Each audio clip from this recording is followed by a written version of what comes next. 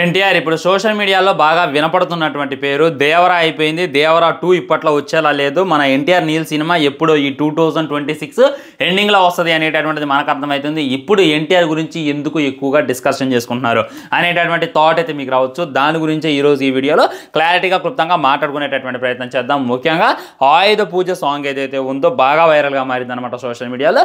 జపాన్లో సినిమాకు సంబంధించినటువంటి ప్రమోషన్స్ అయితే జరుగుతున్నాయి. అక్కడ ఎన్టీఆర్ అభిమానులైన ఆ పాటకైతే చిందులు వేస్తున్నారు అనమాట.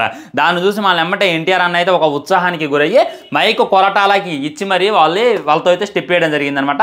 ఈ క్లిప్స్ అయితే సోషల్ మీడియాలో బాగా వైరల్గా మారే. ఇదొకటి పట్టుకొని ఇప్పటిదాకా ఎన్టీఆర్ అన్న ఇంత మట్టికి తెలుగు స్టేట్స్లో అయినా ఇండియాలో అయినా కానీ ఎక్కడ కూడా డ్యాన్స్ వేయలేదు.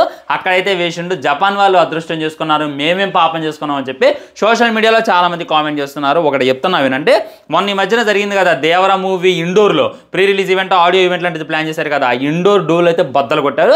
ఆ ఆడిటోరియం అయితే లేపేశారు. దానివల్ల ప్రీ రిలీజ్ ఈవెంట్ క్యాన్సిల్ అయింది. ఓన్లీ ఎన్టీఆర్ అన్న వస్తానంటేనే ఈ రేంజ్లో రియాక్షన్ ఉంది.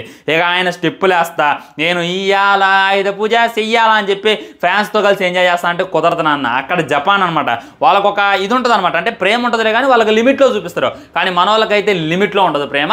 అందుకే ఎన్టీఆర్ అన్న ఈ తెలుగు స్టేట్స్లో వేయడు అనేటటువంటిది గుర్తుపెట్టుకోండి. దీన్ని పట్టుకుని కూడా చాలామంది ట్రోల్ చేస్తున్నారు. అక్కడ ఇస్తుంటే ఇక్కడ ఎందుకు వేయట్లేదు అని. అక్కడ వేయాలి అని అంటే వాళ్ళ ఇస్తారనమాట, వాళ్ళ పర్ఫార్మెన్స్ ఇస్తారు. వాళ్ళు క్లాప్స్ కొట్టి విజిల్ కూడా వేయరు, జస్ట్ క్లాప్స్ కొట్టి సున్నితంగా అటెండ్ చేస్తారు. కానీ మన వాళ్ళు ఎవరు అట్టు ఉంటుంది అనేటటువంటిది గుర్తుపెట్టుకోవాలి. ఇంకా బాగా వైరల్గా మారింది ఏంటంటే ఎన్టీఆర్ అన్న బక్కగా అయిపోవటం. వామ్మో చూసే ఏంది భాష బాయ్ ఎలా అయిపోయావు అనేటటువంటి ఫీలింగ్ నాకు నిజంగా కలిగింది. బక్కగా అయిపోయింది. ఎంత బక్కగా అయిపోయిందంటే మన కంత్రియా సినిమా ఉంటుంది కదా ఎన్టీఆర్ అన్నది, ఫ్లాష్ బ్యాక్ సినిమా, యమదొంగ తర్వాత వచ్చినటువంటి సినిమా, మెహర్ రమేష్ ఎన్టీఆర్ అన్న కాంబినేషన్లో వచ్చినటువంటి సినిమా. ఆ సినిమాలో ఎంత బక్కగా అయితే ఉన్నాడో ఇంకా బక్కగా అయితే అయిపోయిండు. అసలు దేనికోసం ఇదంతా ఎందుకు చేస్తున్నా అనేటటువంటిది అసలుగా అర్థం కావట్లేదు. సోషల్ మీడియాలో చాలామంది నన్ను కూడా క్వశ్చన్ చేస్తున్నారు, ఎన్టీఆర్ ఎందుకు బ్రో బక్కగా అయిండు అని. ఎన్టీఆర్ బక్కగా అవడానికి గల కారణం ఈ యొక్క ఎన్టీఆర్ నీల్ మూవీ అనేటటువంటిది క్లారిటీగా అర్థమవుతుంది. ఎన్టీఆర్ నీల్ మూవీ అంటే భయంకరమైనటువంటి బాడీతో కాని రావాలి, హెవీ మజిల్స్తో కాని రావాలి, హెవీ ఇత్తో కాని రావాలి. బక్కగా కాని రావటం ఏంది, అసలు ఏం ప్లాన్ చేస్తుండే నీల్ అనేటటువంటి డౌట్ మీకు వచ్చి ఉండొచ్చు. మీరు అక్కడే పప్పులో కాలేశారనమాట. మన ఎన్టీఆర్ని డీల్ చేసేటటువంటి విధానం చాలా డిఫరెంట్గా ఉంటుందంట. ముఖ్యంగా ఈ సినిమాలో చూసుకున్నట్లయితే బలవంతుల్లాగా బలహీనుల్లాగా మన ఎన్టీఆర్ అనేది కనబడుతుందంట. ఎగ్జాంపుల్ మన ప్రశాంత్ నీల్ గారి థియరీ ఎలా ఉంటుంది, ఒక వ్యక్తిని ఎంతంటే అంత తగ్గించి చూపిస్తారనమాట. సలార్ సినిమా ఉంది, అందులో దేవ ఎంత పవర్ఫుల్, ఒక్క గుద్దుతో ఒకటి చచ్చిపోతాడు. కానీ ఎదురులో ఉన్నటువంటి డ్రైవర్ దగ్గర కూడా తగ్గుంటాడు. ఎందుకు తగ్గుంటాడో దానికి ఒక కారణం ఉంటుంది, వాళ్ళ అమ్మ అనమాట. అదేవిధంగా ఒక ఫ్లాష్ బ్యాక్లో చూసుకున్నట్లయితే ఈ యొక్క లుక్లో అయితే మనకు కనపడుతుంది అనమాట. అది వేరే భయంకరంగా ఉంటాడు. వాళ్ళ తర్వాత చూసుకున్నట్లయితే ఇంత బక్కగా అయితే అయిపోతారంట.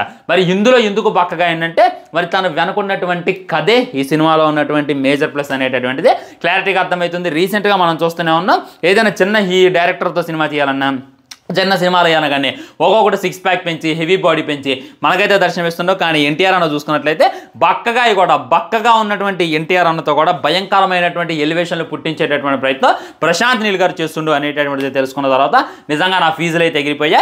నేనైతే ఖచ్చితంగా దీనికోసం ఇది చేస్తున్నంట. వార్ 2కి సంబంధించినటువంటి షూటింగ్ అంతా అయిపోయింది. సాంగ్ ఒకటే బ్యాలెన్స్ ఉంది, అది కూడా ఎన్టీఆర్ ఉండేటటువంటి అన్ని కూడా చిత్రీకరించారు. ఇక వార్ 2లో ఎన్టీఆర్ అన్న వేలు పెట్టాల్సిన అవసరం లేదు. ఇప్పుడు ఎన్టీఆర్ అన్న కష్టపడే దేనికోసం ఉందంటే దీనికోసం అనేటటువంటిది ఇంకా క్లారిటీగా అర్థమవుతుంది. సో ఒక బక్కోలాగా, ఒక బండోలాగా, అంటే లావుగా హెవీ బాడీ చేసుకున్నలాగా ఎన్టీఆర్ అనేది మనకు కనపడబోతుందంటారా. నేనైతే ఇగ్గల్లి వెయిట్ చేస్తున్నాను. నీల్ గారు ఏం ప్లాన్ చేశారు అనేటటువంటిది వెయిట్ చేసి చూడాలి ఫ్రెండ్స్. ఇది అనమాట ఎన్టీఆర్ అన్న బక్కగా ఎందుకు అయిండు అని చెప్పి చాలా మంది అడుగుతున్నారు. ఎన్టీఆర్ అన్న ఆయుధ పూజ సాంగ్ అక్కడే ఎందుకు స్టెప్లు వేయాలి, ఇక్కడ ఎందుకు స్టెప్లు వేయరు అని చెప్పి చాలా మంది అడుగుతున్నారు. వాటన్నిటికైతే ఆన్సర్ వచ్చేసింది అని చెప్పి నేనైతే అనుకుంటున్నాను. ఉంటా మరి బాయ్. ఛానల్ని సబ్స్క్రైబ్ చేయండి, వీడియో లైక్ చేయండి, వీలైనంతవరకు వీడియోని షేర్ చేయండి. వందే మాత్రం జై